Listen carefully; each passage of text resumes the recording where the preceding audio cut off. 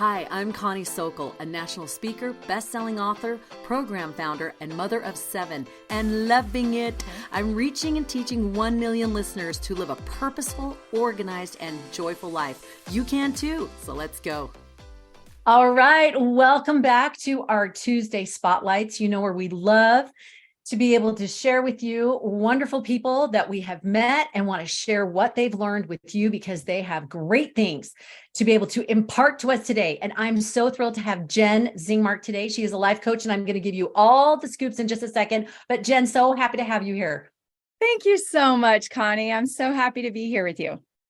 We have had great conversations, so I can't wait for her to share with you today. For anyone out there who is divorced or has a loved one that's divorced, and they're maybe thinking about getting back, dipping their toe into the dating scene, it can be so scary for a very good reason. And she helps people navigate this. For 16 years, she's been teaching people how to navigate this journey and how much it has changed over the years, some things you definitely want to know. But first, let me give you the lowdown officially. Jenn Zingmark is a Latter-day Saint life coach who specializes in helping men and women partner with the Lord to find hope, healing, and happiness after divorce.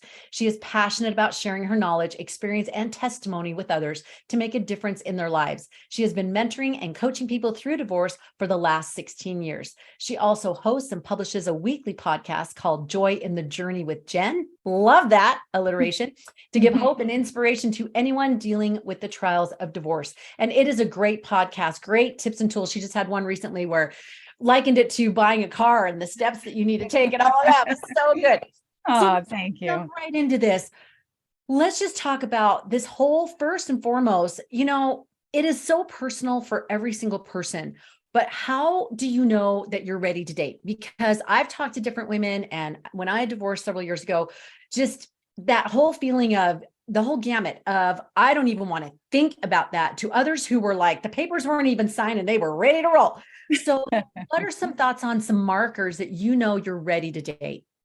Such a good question, Connie. And I think you said it, it's different for everyone. Some people do a lot of that work of healing and recovering from the trauma in their divorce before they're actually divorced. Other people don't start that work until after the divorce. So it's going to be different for everyone, but I would say some time has passed. It's never going to be a good idea to jump right off of one ship onto another one, and give yourself a little time in there.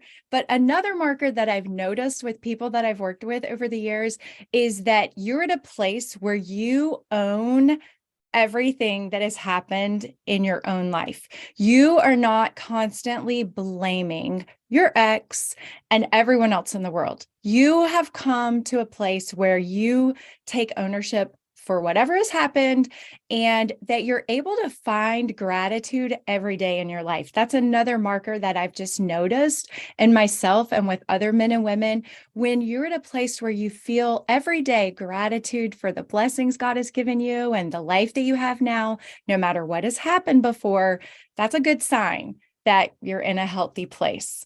Also, I always tell something that's so important that we need to learn in life, whether it's post-divorce or any time in your life, is meeting your own needs and taking care of you, right? Whether you're married or single, it's your responsibility to take care of yourself mentally, physically, spiritually, intellectually. It's really awesome how that coincides with the 4 areas of goal setting for the youth, and it applies to everyone. But I've just sort of figured out, if you can do that for yourself and take care of yourself in each of those ways, then you're not like this empty cup waiting for someone to fill it, waiting to give you something that you're missing.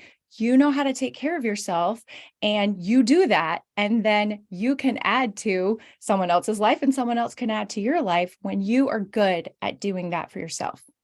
Love that. And especially love that owning your own stuff. I think we're going to talk in a second about do's and don'ts about going on a date. But I think one of the markers that really hit me right off the bat was when I did start dating was noticing when people had not done their work. They had not, a lot of it was about their ex, or a lot was their woe is me story is what I call it. And all the things, and very justified. And we've had hard things that have happened, totally understand and validate that.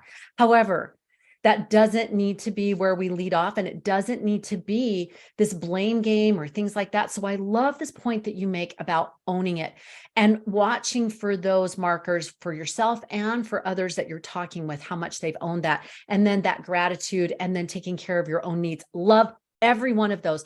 That just makes you show up in such a healthy, happy space, and it makes people want to be with someone who has that kind of energy. Yeah. Absolutely love that. Can you think of anyone that you've worked with that had to learn how to do that, and one tip that you would give for that? Because sometimes, and forgive me for the men that may be listening, but it seems to me that women I talk with and experiences that men seem to have a little bit harder time with being able to own what happened in doing their work. Any tip for helping that along? Yeah, and I've seen it with both men and women. It's just a place of taking personal responsibility, and we all get to it in different ways and different times. But I would say something that I help my clients who struggle with this with is owning your own story, and you get to decide how you tell the story of your life. And if you can come to a place where you tell your story, your life story, your divorce story from a place of growth and learning and the awareness that everything does happen for our own good and for our own benefit. And there were good things that you can learn from any relationship, especially a marriage. And if you can just take those good things and leave behind the bad things, then that can help you get to a place of ownership. Like, you know what? I get to decide how I'm going to live with this event that has happened. I get to choose how I want to tell this story in the future. And if you can, it's so good to just take your ex out of it completely. Like, you own your story. You get to tell that story any way you want from now on, to yourself and to other people. And it really does matter the story that you're telling yourself and others. And if you're constantly the victim and you're blaming them and they're the villain, then you're going to walk around hurting and angry and resentful until you take that ownership.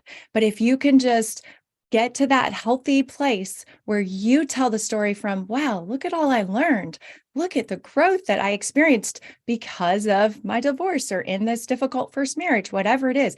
It really doesn't have to revolve around that other person. It can be all about you and everything you've learned in your experience. That is just such a healthy, empowered place to live.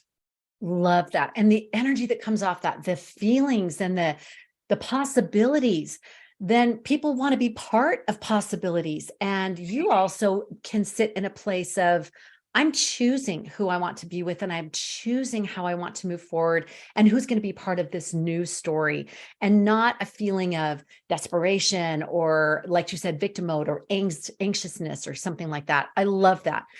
Let's move to, okay, once you feel like, okay, I've owned my story, I've got gratitude, I'm taking care of my needs, I think I'm ready to open up to that. What are some of the top fears that you see with the people that you work with and that you coach?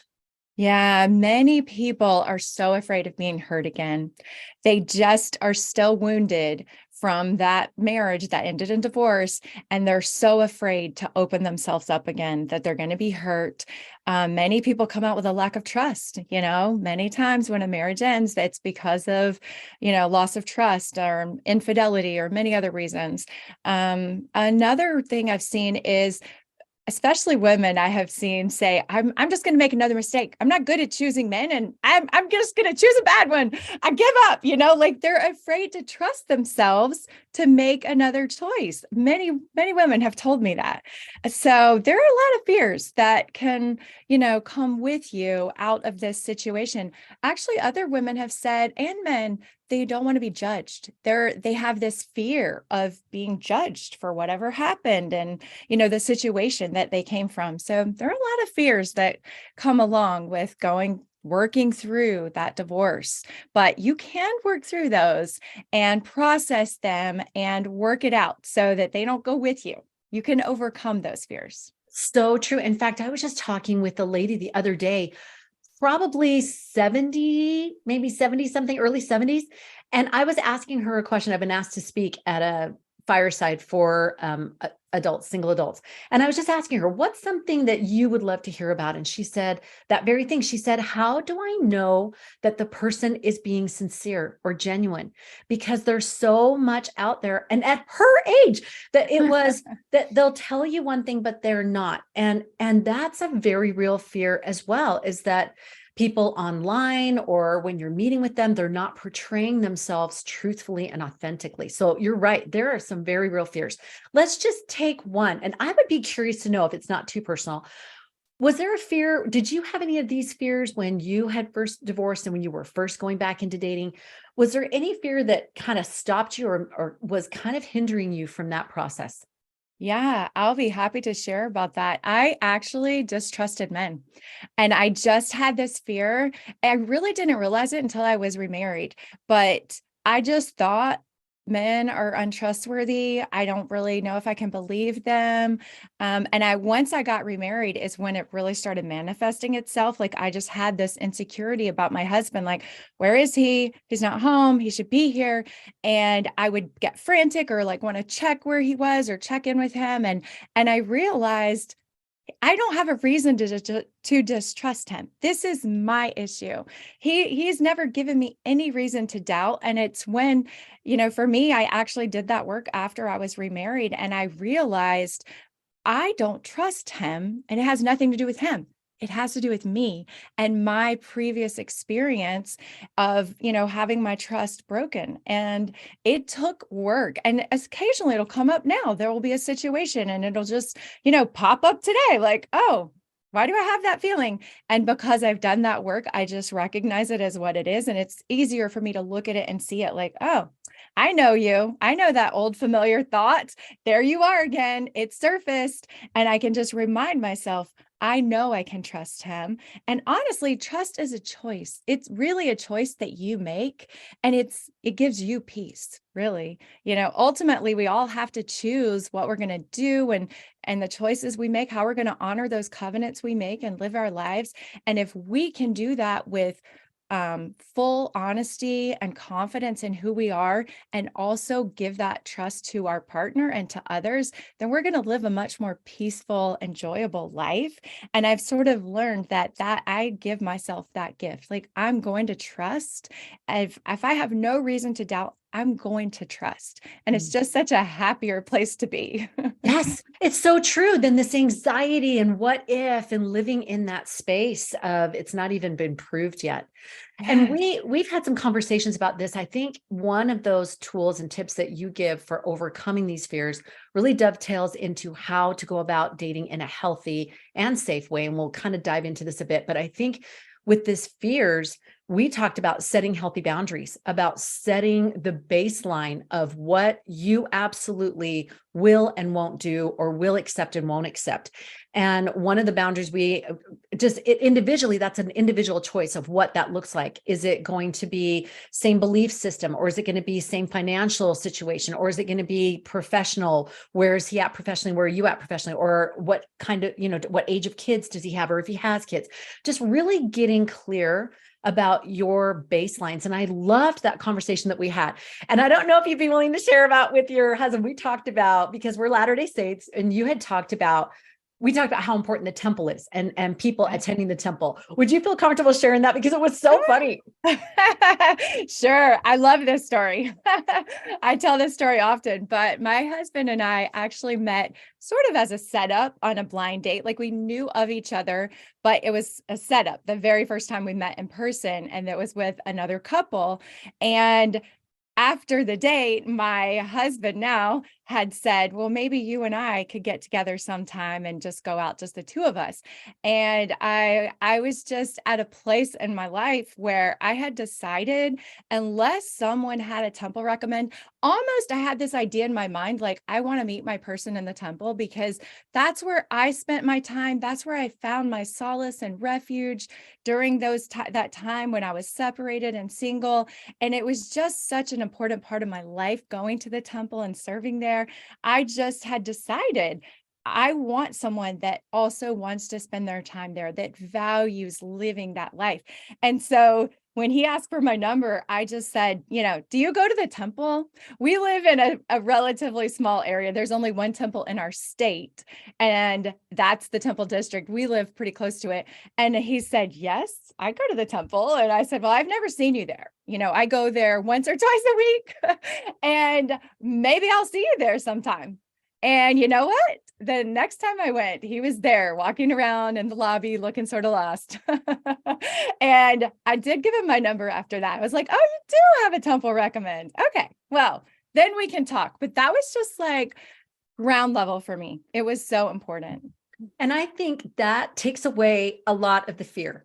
Those setting those baselines of, I will do this, I won't do this. And this is just, I remember someone wanted to introduce someone to me and I said, is he Latter-day Saint? Does he have a temple recommend? And they were like, and I was like, no offense at all. But it's just like saying, does the person drink? Do they not? I mean, we're not going to match right off the bat. So it's good to get those clear belief systems. And then even within a belief system, whether it's about physical or emotional or spiritual or whatever, but it doesn't mean you need to be exact, but it does mean even within those that you have a sort of an understanding and a connection and a common page of what that looks like and how you're going to roll with that. No, I didn't need someone who was going to the temple twice a week or something like that, right? But I needed to know that this was a core piece of their life. And otherwise, we're not even going to have a baseline that we can connect from. So I love that. That's so good. So true. And you know what's so interesting about that?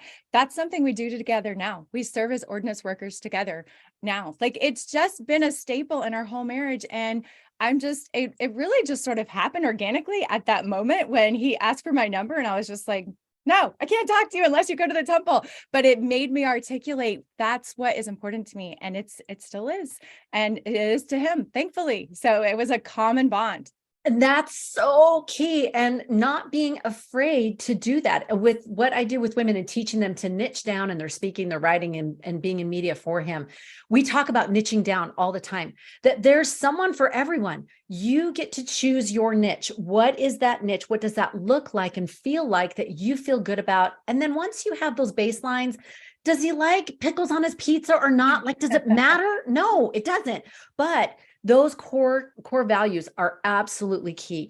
Now let's go into some of the nitty gritty of the do's and don'ts when you actually go on a date. So can you give us some top things that would be helpful? I know there's different people I've talked to and experiences and things like that are just so sweet and bittersweet of the do's and don'ts. Any things that you would love to share? Okay. Yes. I say you have to be yourself. You cannot try to pretend to be your ideal person or your avatar. You have to be yourself. But something that I see, I like you speak at a lot of singles conferences and events. And so many times I have men and women tell me, you should talk about this. You have to put your best face forward. You need to put yourself together. And I am talking about get your hair done, get your teeth cleaned, like go get a new outfit, like invest in yourself, like put your best effort in pulling yourself together. I've had so many men and women say to me, like, this should be a topic. Like people need to know they need to groom and they need to get a new outfit or have someone help you pick out a nice outfit and get your hair done and, get a haircut, whatever it is. Like really put a little bit of effort into putting yourself out there.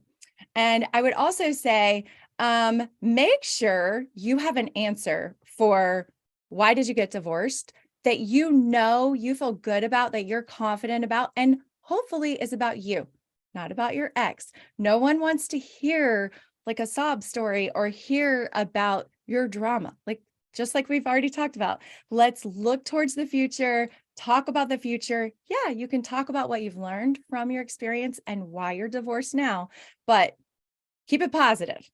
And I would also say, you can talk about your children, talk about your family, of course, but they want to get to know you. So you should share about yourself. Don't let that be the primary focus. And another tip that I would say is be kind and try to withhold judgment. I think we get to set our boundaries, and for sure we get to decide this is what is important to me. But I think when you're mature and you're dating after divorce, there's so much wisdom and knowledge and life experience behind that face, behind that person. And you can seriously fall in love with that, even if at first glance or first meeting, it's not, like fireworks and all of that. And the other thing I would say is, but at the same time, be kind and maybe withhold judgment. Also, watch out for those red flags, drug abuse or alcohol or lying or, like anger problems, anything that you witness for yourself, like that's going to happen again. Or, like don't ignore red flags. So, Love that. In fact, what's that quote? That people will show you who they are the first time and believe them, right? Believe them the first time. That I totally agree. Looking for those red flags. Now you're not sitting there and you're like, every time they say, he didn't say thank you to the waitress, writing that down. Right. But being able to, if something, I call it that twinge. And I get it, if you get a twinge and you're like, that doesn't add up. That doesn't coincide with what he said before or she said before or whatever. Pay attention to that. And along those same lines of being safe in dating, I think this is a really important piece for us to address. At any stage. My mom is single and she literally is just shy of a background check on the people that she dates. I'm not kidding. And listening in conversation, she's also a therapist, full disclosure. Yes. And so she's listening. She's like, oh, I can tell he's after a caregiver. He wants someone who's going to be, there but his bedside taking care of him because he's not doing well and he's got gout and he's got kidney, whatever. And she's listening for these kinds of things. I know we had talked about this, that women should know your first date should be in a public place and during the day, if at all possible. I know there was a gal that I know that she invited someone up she hadn't even met. It was online to her house, and she has children there doing an activity in the backyard late at night. And I was like, sweetness, like that is just not a helpful thing. Not going to your personal place of residence, not giving them that information, and don't be shy about not sharing that. Say, I'm not comfortable giving that just yet. Thanks so much. For sure. I'm glad you mentioned that. You have to be so careful and also let other people know this is what I'm doing. This is where I'm going. If you're meeting up with someone for the first time, you need to have a buddy system and make sure other people are aware of what you're doing and where you're going. You have to be cautious today. Yes, absolutely. Now, on that date, since we've talked about some things to look for, what are some good questions to ask? What are some good things to do?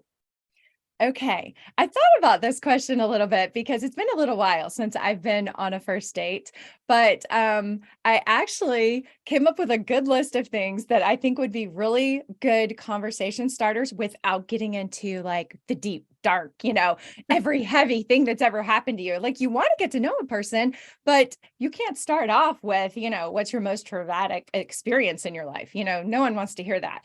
So something that someone once asked me was, what is the best piece of advice that you've ever gotten? Love that question. And what are you known for? What are your friends, your family, your occupation? What are you known for? As a child, what did you want to be when you grew up? Or what is your dream job? Or another fun thing that my daughter recently had on a date was, if you could live in any time period, any decade, what would it be and why? Like you can really find out a lot about someone by like their fashion and their music taste by finding out about that. And if they're a foodie or not, if they're into food, or if they're like pizza and ramen are good with me. I'm good. And travel, like what's been your most exciting trip you've ever taken, or where's a place you would really like to go. Another fun thing my daughter said someone asked her recently was, if you could only have 3 apps on your phone, what would they be and why? That's great. Yeah, it's a fun way to get to know like what's important to someone. I And think another that's one. so good. And these are sort of, you want to do 1, 2, 3 levels, right? You start with that surface appetizer level, and then you can get a little bit, into the main entree, but so much nicer if you can ease into a conversation and keep it a little bit light at first, just as you're dipping your toe into that water. That's so good. Yeah. So let me ask you now that say that they're done with the date and they've moved on and then they can decide if they want to see someone again or not really quickly. And then I want to come back to now that you're married, looking back on the dating thing, a piece of advice from there. So I'm going to give you a heads up so you can think about that. But for after the date, there's always, I talk to women and this happens a lot of someone's going to ask you out and you know already it's not a fit. It's just not a match. They're 20 years older than you, 30 years older. I don't know, Sister Nelson and Brother Nelson, but that's a unique situation. I'm just saying, you just already can tell, no, this is not going to happen. What is a really kind way to be able to share that or to skip around the giving your number? That's a good question. I would definitely not be shy about not giving out my number. Like I, just like my husband, we're married and I wouldn't give him my number. I am not shy about saying, I'm sorry. Like, no, I don't share my number. Maybe I'll see you here or there, or at least finding a connector person.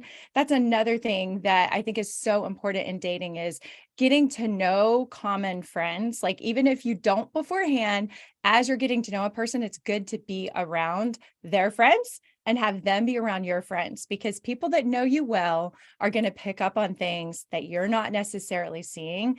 And especially the more you date and as you get more serious, that is so important to have people, maybe not your children. I would definitely wait on that until you're serious. But people that know you well and care about you, it's important to get them involved and get their more eyes, more ears, more opinions about this person early on, I think is really healthy.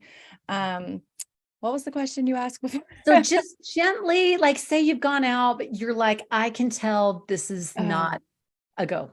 Yes. I had a situation like that happen to me and I said this, you're such a great person. I'd love for you to meet my friend. And and kind of softly was able to say, like, I think you're great, but I think you would be a good fit for my good friend. Would you be interested in that? And they went out. So yeah, that was just a way that I could gently say, like, you're great, but I think you might be a better fit for someone else.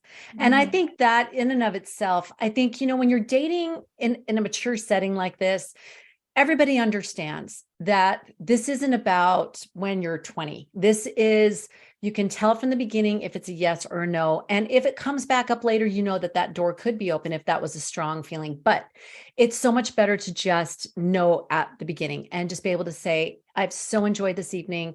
I just want to tell you honestly, I know your time is so precious in finding someone that's a fit. I don't know that we're a fit, but I appreciate being able to spend time and get to know you because you are a wonderful person. And I appreciate that. Something that lets them know, but doesn't lead them on and make them think that it's going to be more than what it is. Cause I don't know that that's very kind either. And I think sometimes that can happen unwittingly of one person saying one thing and the other may not be hearing it, but there isn't anything wrong with rinse and repeat of being able to say, no, that's how I feel. And I still feel that way. Thanks so much. And I love how you bring up, don't ever hesitate to say, no, I don't give out my number. Another thing that can be said is, I don't give up my number, but you're welcome to give me yours. And I'll let you know if I feel comfortable calling you, so that helps them to ease down, being let down a little bit, but being able to be really open in what you feel comfortable with.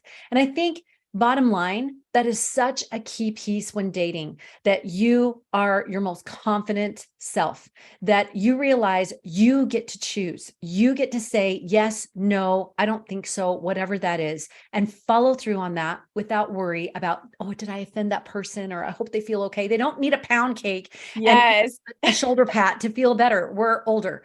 So I really love how you bring that up. Such a good point, Connie. And I love the way you articulated, like you can say, this is a wonderful evening. I've enjoyed our time and getting to know you, but I just don't think it's a good fit. Thank you for, spending the evening with me. Like, I really appreciate that honesty. And I think you're right. At this point in your life, you're not just dating to date. You're not just out there to make friends and, go out and get a free meal or whatever it is. You seriously are in control of your life and you're deliberately choosing how to spend your time. And at this point in your life, those evenings are valuable and it is in your wheelhouse. It's in your ability, your control to deliberately make decisions about how you want to move forward. And there's nothing wrong with articulating exactly how you feel. You really need to. I love that. And with that kind candor, that's what we call it, that Yes. kindness, but that Yes. candidness. All right, wrapping up. Now that you're married, is there anything as you turn back and see that dating after divorce, is there a piece of advice or is there a tip that you're like, oh, I either wish I would have known that or I'm glad that I did that? Okay. One piece of advice that I share with everyone is there is no rush. Take your time when you're dating and before you decide to get remarried. And I really feel like as you become more and more serious, you need to discuss every topic. You need to get in deep on finances, on children and parenting and visitation and holidays, and just there's so many nuances and so many people. I think it's wonderful to have coaching and therapy when you do get remarried and you have a blended family. It's wonderful. It's so helpful and really important. But the more that you can discuss these things openly and honestly before you move forward with that marriage, the better you're going to work through them when you are married, because there's no hidden things. There's no surprises about how you feel or what you're expecting. I would just say communication beforehand and really discussing all the sensitive topics. I think you really need to invest time and energy in that before you get remarried. Oh, and I love and bookending that with that confidence and with that clarity of being able to know for yourself what is the most important and those core things, not a list of 200 things, but those core things. And then being able to have those open conversations of playing with that and feeling that out and being able to find those places that you can compromise or that you need to stand firm. Mhm. Absolutely love this. I know we've got to have you back to talk about blended families because you have rocked that world. But thank you so much for being with us today. This was so delightful. Thank you. I enjoyed it. Thanks so much. And for those of you listening, hopefully this was helpful for you or a loved one. And just so you know, we're going to be doing a 3-part series on this. We're going to be doing our next one that is a panel of divorced women who are going to be sharing how to navigate that new life and being able to do it in a way that's joyful and successful. Love that you joined us today. And remember, we are here to help you move forward on your purpose-filled life.